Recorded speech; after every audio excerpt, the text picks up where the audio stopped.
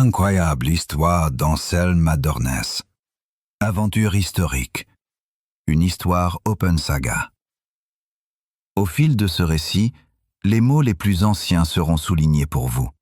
Leur sens vous attend sur open-saga.com avec toutes nos histoires.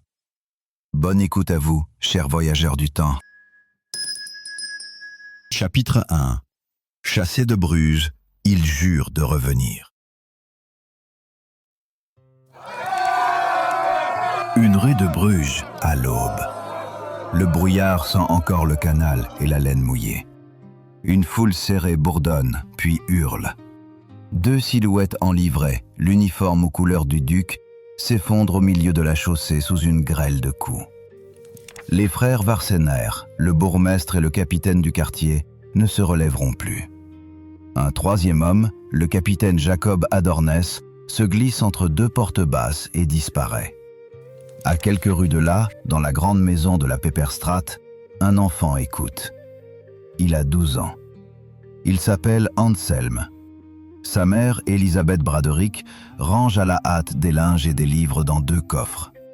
Son père, Peter II Adornes, ouvre et referme les volets sans un mot.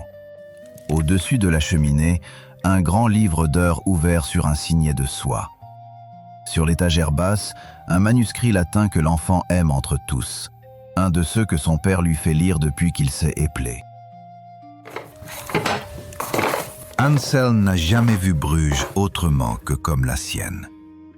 La famille y vit depuis 5 générations. Son aïeul a 2 fois présidé les échevins. Son père siège au conseil. À 2 pas de la maison, la chapelle bénie quand il avait 5 ans porte leur nom. Il en a posé tout enfant l'une des premières pierres sous la main de son père. Il s'en souvient comme on se souvient d'un baptême. Dehors, le bruit monte.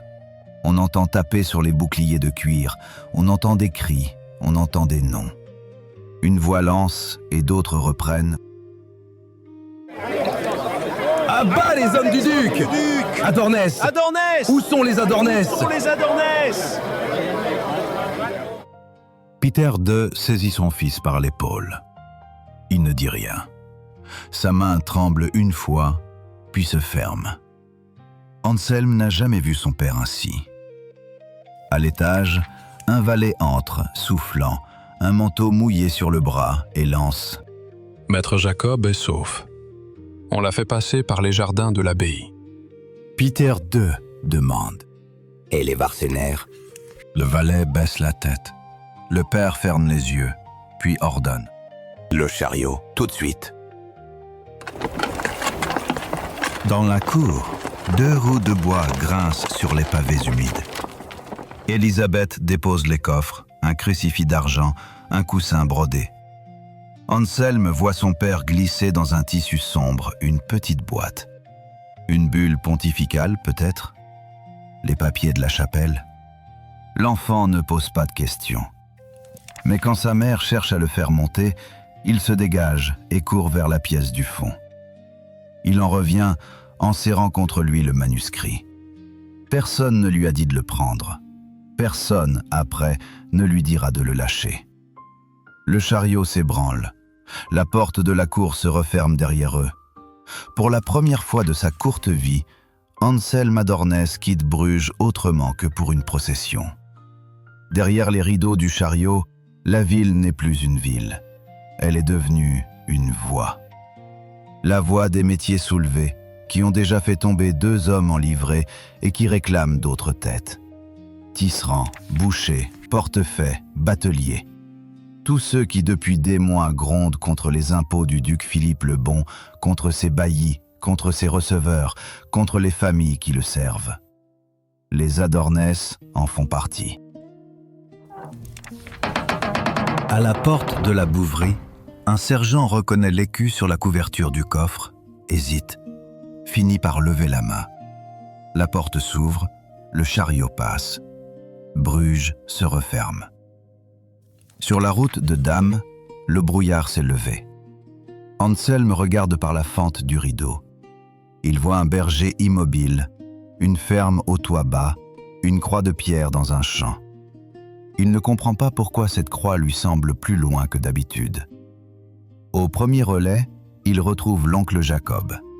Il a la lèvre fendue, un pan de manteau déchiré, une longue estafilade au front. Il ne pleure pas. Il s'assied lourdement sur la roue du chariot et lâche « Les Varcenaires ne reviennent pas, ni l'un, ni l'autre. » Peter II lui pose la main sur la nuque. Les deux frères restent ainsi, en silence, un long moment. C'est plus tard, sur la route de Gand, que le père prend l'enfant à part. Il marche devant le chariot pour étirer ses jambes.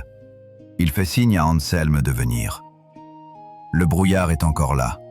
On entend très loin une cloche. Peter II demande « Tu sais pourquoi nous fuyons ?» Anselme hésite.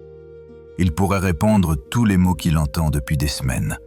Les nouvelles taxes, les blés chers, la rumeur qui court sur la chapelle, sur les revenus, sur la fortune de la maison. Il finit par dire « Parce qu'on nous croit riches. » Son père secoue la tête, sans colère. « Non, on nous croit fidèles. » L'enfant ne comprend pas tout de suite. Peter II s'arrête au bord du chemin. Il ne montre pas sa fortune, ses ateliers de teinture, ses entrepôts d'Alain. Il montre, vers l'est, l'horizon où se devine une autre silhouette de ville, et plus loin la cour de leur prince, et reprend. Notre nom est en Flandre depuis 5 générations. Ce qui fait peur à ceux qui frappent ce matin, ce n'est pas le nom, c'est ce que nous avons choisi. Le duc nous a donné des charges, des privilèges, le droit à un chapelain dans notre propre maison. Nous avons servi. Ton oncle a porté la bannière du quartier. J'ai siégé au conseil. Nous avons levé les hommes du duc quand il l'a fallu. Que nous soyons riches, ce n'est rien. Que nous soyons fidèles, c'est cela qu'ils veulent briser. Anselme regarde la main de son père, ouverte sur le bord du chariot. Il y voit l'anneau qu'il connaît depuis toujours, où court le sceau de la maison à Dornès. Peter II reprend, à voix basse. « Retiens-le, mon fils.